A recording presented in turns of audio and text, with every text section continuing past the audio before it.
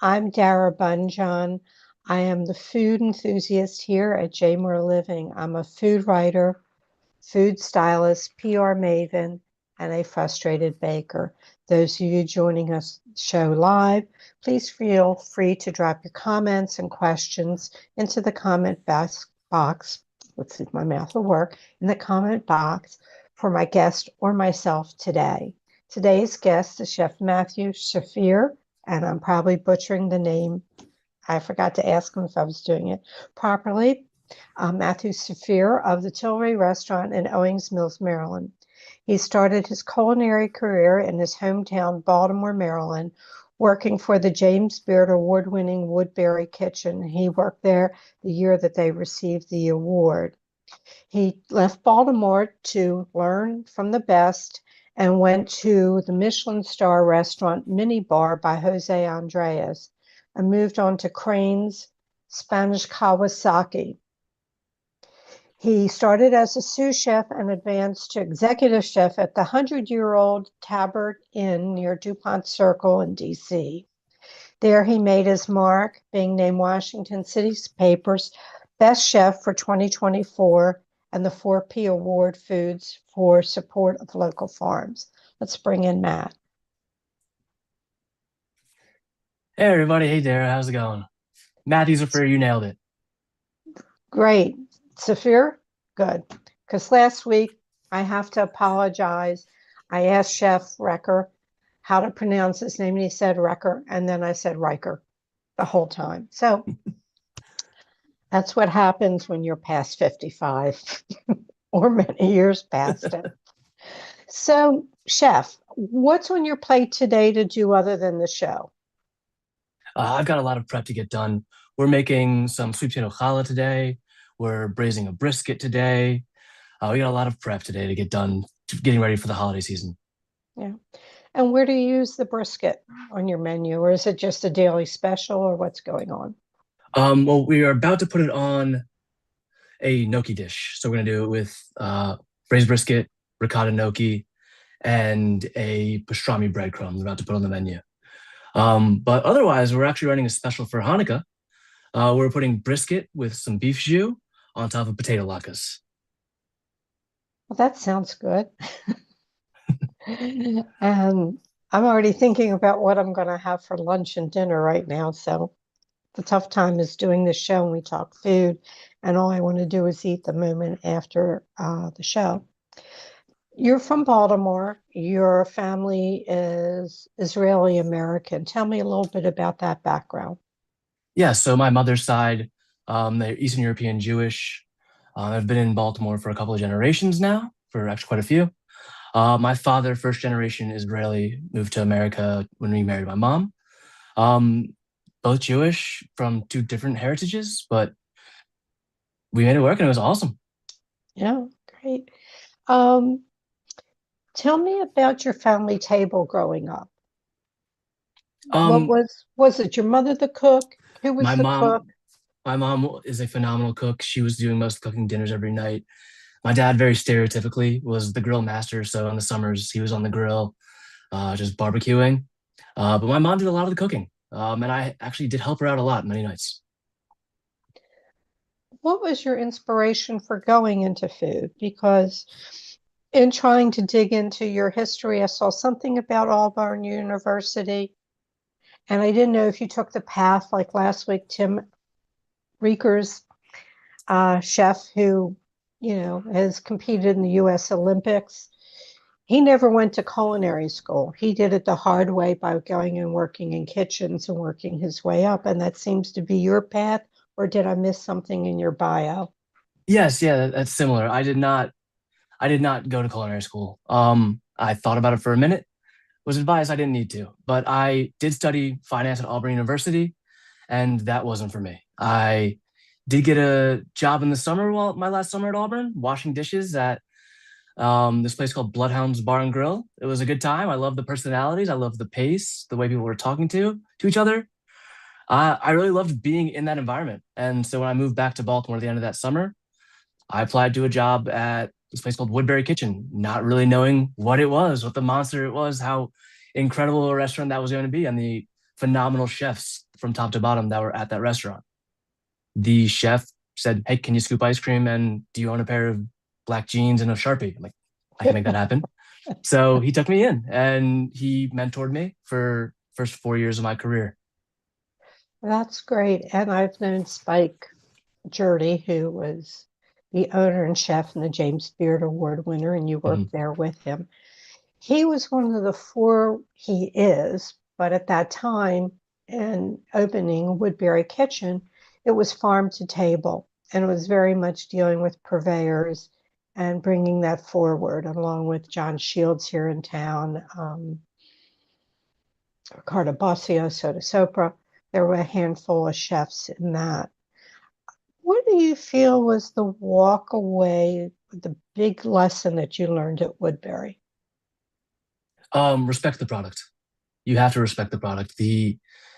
And when you meet the farmers and you go to their farms, when you meet John Shaw from Karma and Emma from Moon Valley, and you go and visit them, you realize how similar their lifestyle is to a chef, where they are so detail oriented and they're putting their lifeblood into that soil. So they put a lot of work into that produce to make sure that you're getting delivered the best thing possible. And so we have to respect that as our chefs, to make sure it's treated properly, from start to finish. I was just bringing it up on the big screen behind my phone so I could watch and see if there were any questions. Um, okay, so you're Woodbury and you go, I think I'm going to go to DC. What was the factor to leave Baltimore and to go to DC? Well, that Woodbury Kitchen was opening their initial spot in DC at that time, Arake's Progress in the Line Hotel in Northwest DC in Adams Morgan. So I jumped on that team. I volunteered. I raised my hand. I was like, I want to go. It sounded like we were going to do some very interesting things, in a new environment, and I wanted to be part of that team. And it was awesome. It was a beautiful venue. We were putting out phenomenal food for big names. It was awesome. But once you get an opportunity to work at a place like Jose Andres's mini bar, you don't turn that down. So No, when they were hiring, I had to peek behind the curtain and see what was going on there. That was a phenomenal restaurant, so I moved on there. I ate at the mini bar twice, and it tells you how long ago. We went on a Sunday, it was $95. Mm. That's how long ago it was. And for those of you, the mini bar, at least when I went, was 6 seats. And they did 23 taste. And my first course, I will always remember it. It was like a little popcorn box with desiccated curry chicken and a perfume bottle, a little atomizer with a Melito. Why can't I think of the name? Um, the lime and mint drink, the Mojito. sugar. Mojito, sorry. Like I said, over 55, it's gone. It comes, but it's just slower to reach the surface. And that blew me away. And then the three women, it was three of us that went, and then we took our husbands and went back. But this was phenomenal. You have to under I know Jose from back in those days because he came and stood behind the mini bar the first time we were there and just talked to us like crazy. Did you get to work with him at any time? Because he's Mm. so all over the planet at this Yes, point. at that point when I was there, he had 35 restaurants internationally. He was just starting to get into hotels as well. Haleo, which was his flagship, was getting bigger and bigger. He was around every few weeks. He would stop by, check in, do some R&D with the team. So every few weeks he would stop by. But no, I wasn't working directly with him. He had some phenomenal chefs and R&D team that I was Right. working with. So did you work behind the scenes and prep, or did you ever get No, at the so mini? I was active in the stations, from day one, and it was a different experience. I'm like, I can't find another restaurant like it, where the chefs were also the servers. where we were not just cooking for you and plating in front of you. We were directly engaged in answering any questions that you had throughout the night. We were talking to you about the dish, the inspiration, where it came from, how we produced it, how we labored all the products. Yep. Because that was something else. And it's still there, folks. If you're gonna blow some bucks, go there. It's It's a a little whole more than show. 95 now. Yes. Yeah, I would tend to think so. Is it over the $200 mark at this point? It is a little over $200 per head. Yes. Yeah. While I was there, we were doing about 30 courses. I think that's changed a little bit since then. But yep, Well, I love talking about food since you were there. as do I. And that really, I'm sure that added to what you do and expanded your thoughts on food, obviously. Was there one walk away from the mini bar? What was that? Was there one walk away from the mini bar? What was your lesson there? Oh, always have a culture of excellence. There was the status quo was perfection there. And you can, when you have a solid culture around you, you can ask excellence of everybody. Yep. Okay. Then you move on to Crane's Spanish Kawasaki. So that's a fusion of Spanish and Japanese. Here you go. All right. So you have some Spanish from Jose. You're going in with the Japanese. You were there, I think, a couple years, weren't you? I was a little over 2 years. And any particular walk away from that restaurant? Oh, that was watching Chef Pepe Moncayo. He was the head chef and owner of Crane's Spanish Kaiseki. He was so passionate about that food. He was born in Catalonia in the Barcelona area, and then spent 10 years in the Far East in Singapore, fell in love with Japanese food. And these were truly his two cherished loves. He loved those two things, fused them together, and they intersected just magnificently. Famous preparations of rice dishes, a focus on fish and shellfish. Spanish and Japanese went really well together, and he was impassioned about highlighting the best of both. Great. So somewhere along the line, you went to Chicago. I did. Oh, you found that. Yes, I did a small pop up in Chicago while I was a sous chef at Crane's. That was really fun. I was working on a project with some people in Chicago. They were trying to start up a chef incubator, which is something that I would love to do in the future down the road. Um, but get chefs the platforms, the ability to put their skills out on display. That isn't something that's widely available. If you want your own restaurant, if you want your own brick and mortar, if you want a food truck, if you want any start, it's very tough to get your name in there. You have to find an investor who believes in you personally. You have to find a way to get all of your money in order, build a brand, build a concept. It's a lot, and there aren't really those tools out there for all these young cooks who want to break through the ceiling and get to that. And this was a trial run, a pop up that I was doing with them, so that they could bring their company kind of to the next level. So I was just one of their second pop ups that they did in their chef incubator series. The There's so much. I mean, next week we're going to talk about AI in the kitchen. That's the home kitchen, but you read the Baltimore Business Journal and you've seen it elsewhere that somebody is opening up a restaurant with robot waiters or wait Mhm. staff.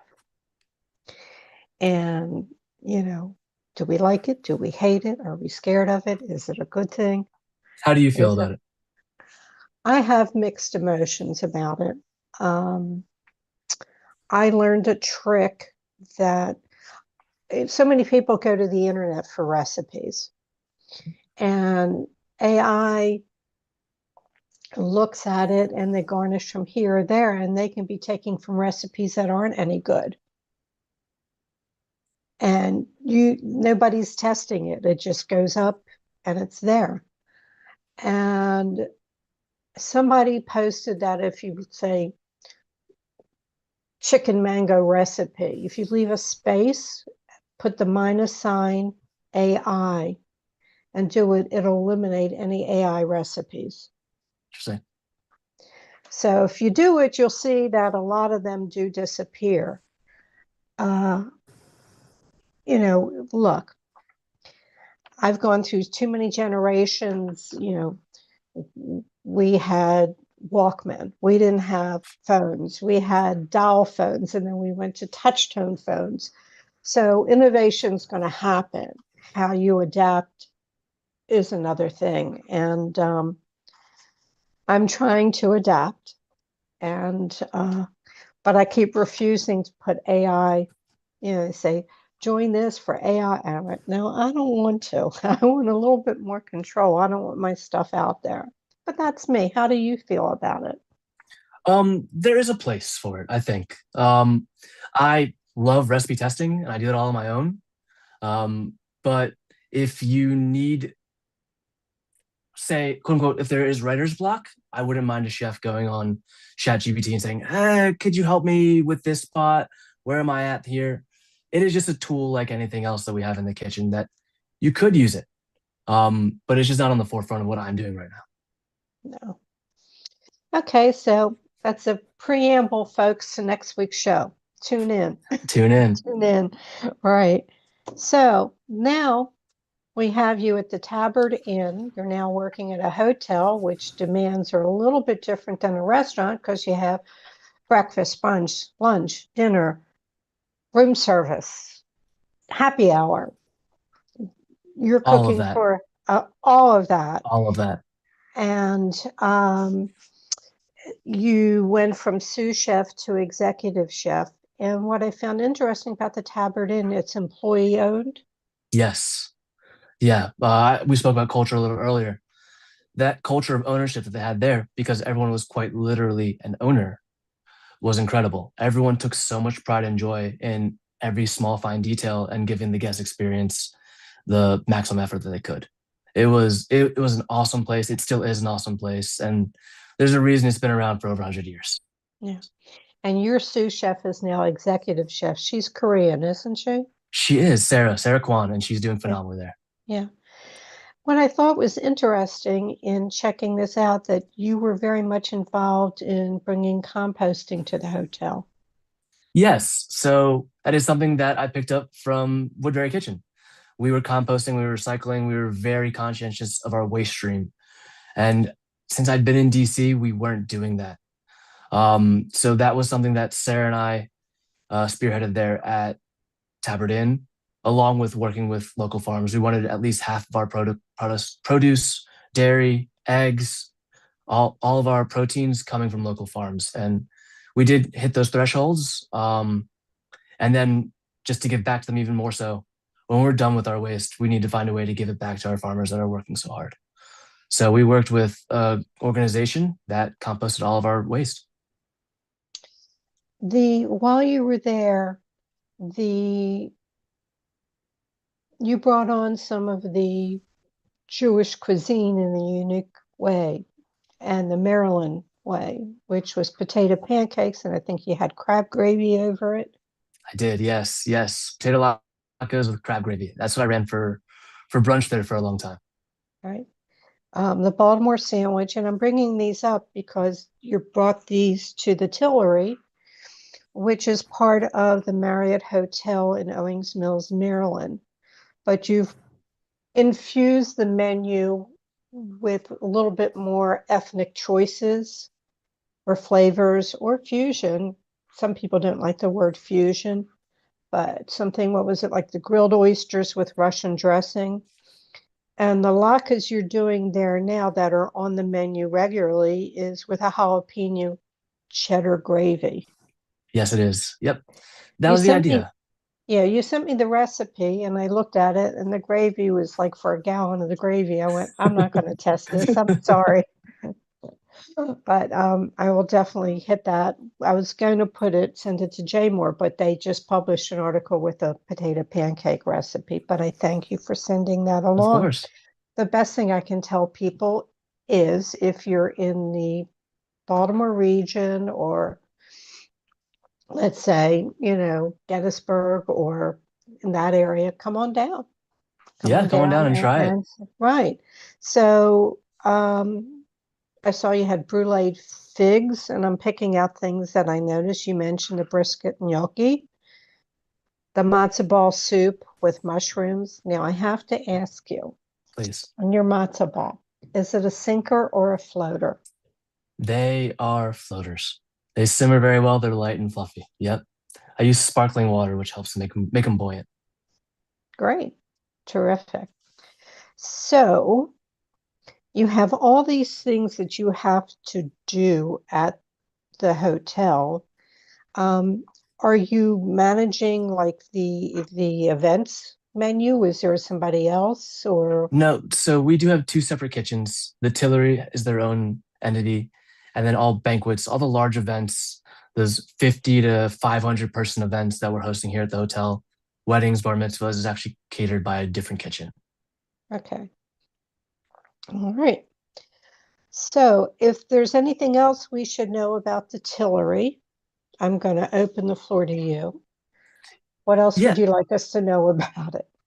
Well, yeah, you kind of mentioned it that I was trying to bring the Maryland aspect and then the Jewish heritage aspect. That has been my focus the past few months now that I've been at the Tillery, is really infusing it with the heritage of this area.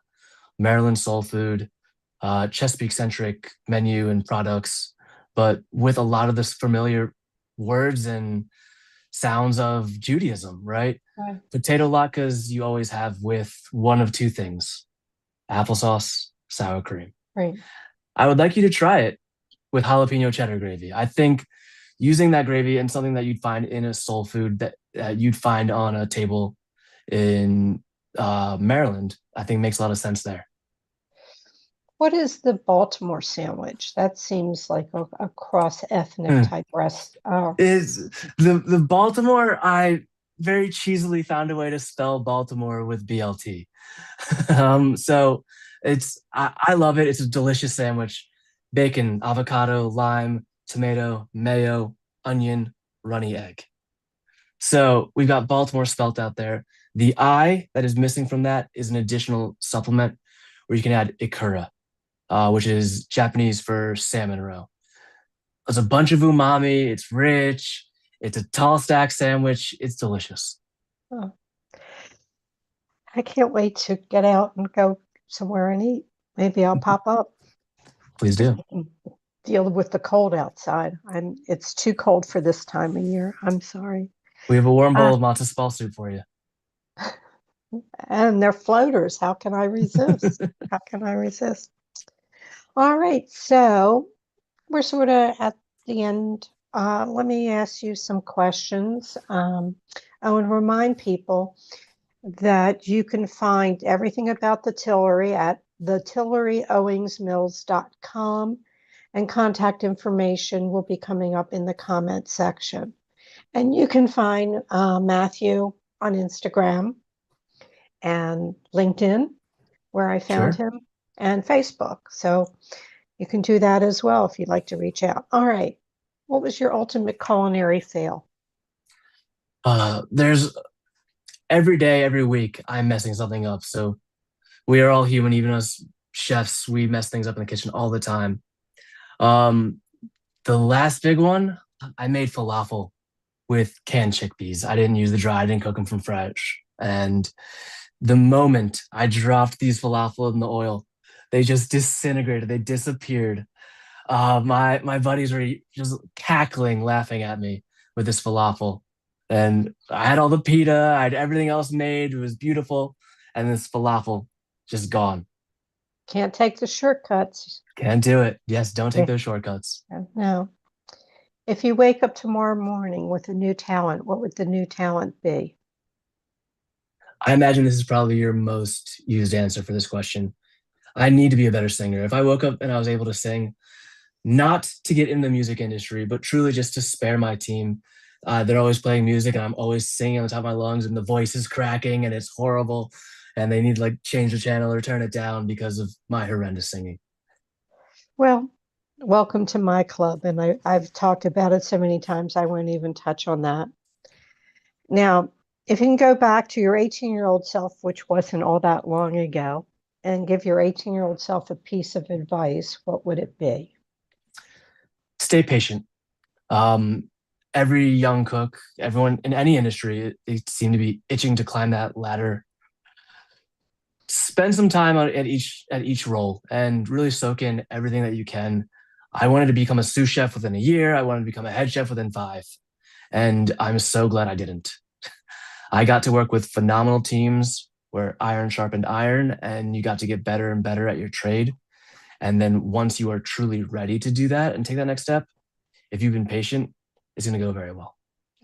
Well, I think you, with your study in finance, that's a very important thing when you start heading up a kitchen as well, is to understand the cost of things and coming up with something creative that whatever it's in it is adaptable to other dishes. So you're Mhm. making sense out of what you're using. Okay. What's the best bite you've had all this week? I have to shout out, I know it's gone viral at this point, but Cafe de Leon's crab dip bagel. My wife dropped it off for me at work earlier this week. God, that thing is phenomenal. Well, I have to, I just saw a clip, a Saturday Night Live thing. Says, what do you do on the weekends in New York? You get in a line. And at Yes. Cafe Leon, you have to get in line. And if you're too far back, they're out of them. That's it. So, what makes it so unique? You had it. I want to hear. Oh God, it's nice. The cream cheese is nice and tangy. They season the crab dip really well, and they're just broiling it right on top of that bagel. But the bagel stays nice and soft. It's chewy. It's it's well done from top to bottom. Okay. All right. I asked, you answered. What are two must in your home fridge? I'm just I'm boiling it down to one. It's Duke's mayonnaise. It's the only thing I need in there. Duke's mayonnaise. I use it everywhere. And I've always used Hellman's. What's the difference in taste profile? Is it more zingy? Yeah, it's got a little more tang to it. It's got a little. I think a little more vinegar in that mayonnaise. It just goes well. It really goes well with a lot of the other stuff that you're gonna see in your fridge door. When you open it up and you see the ketchup, the hot sauce, the capers, the horseradish, everything that's in that fridge door goes really well with Duke's mayonnaise. Okay. What didn't I ask you that I probably should have? So we talked about latkes here at Hanukkah. We'll be running it from the 14th to the 22nd, where we're doing potato latkes with brisket on top and beef stew and a bunch of fresh herbs. I'd love for you guys to all come and make it to that. But if you aren't available for that week, we're also doing some really awesome things hotel wide for New Year's Eve. And I think this will be the place to be New Year's Eve, Okay. So the brisket potato latke au jus is what dates? December 14th to the 22nd, Okay. Hanukkah. I'm writing it down because maybe I'll pop in. Please do. Yeah. Well, I thank you so much. Continued success. And I heard from a couple people when they said, "Oh, I know him. He's great. I know his mother, and we grew up with her, and this is fabulous. Glad you're having him on there." But you're on the path. You're doing what's necessary by spending time. You spent the time in places, you did the work, and you deserve to be where you are. And continued success. Happy holidays, and thank you for joining us, Matt. Thank you so much. That's humbling and flattering. I appreciate that. Okay, everyone, I have a couple of messages. We talked just a little bit. Next week's guest will be Monica Barracosa, and we will be talking AI, artificial intelligence in the kitchen. I ask that you join in, and if you feel like you have a lot to inform people about, reach out to me now, and maybe we can tie you in on the live interview. Happy Hanukkah to all those who celebrate. Don't eat too many potato latkes unless you go to the Tillery and you get it with the brisket and the au jus, because you don't want to miss out on that. You can reach me on Instagram at Dara Cooks and on Facebook, The Food Enthusiast. jmoreliving.com's website, under the food menu, if you click on The Food Enthusiast, all our videos are there. And there's also a link to sign up for a bi-monthly food newsletter. It comes out with recipes, the show, food news, so sign up for that. All shows are immediately archived in video form on Jmore Living's Facebook page and jmoreliving.com. We truly appreciate it when you share our show with friends and family. Feel free to go back into our archives and enjoy past shows. May your plates always, always remain full. Hope to see you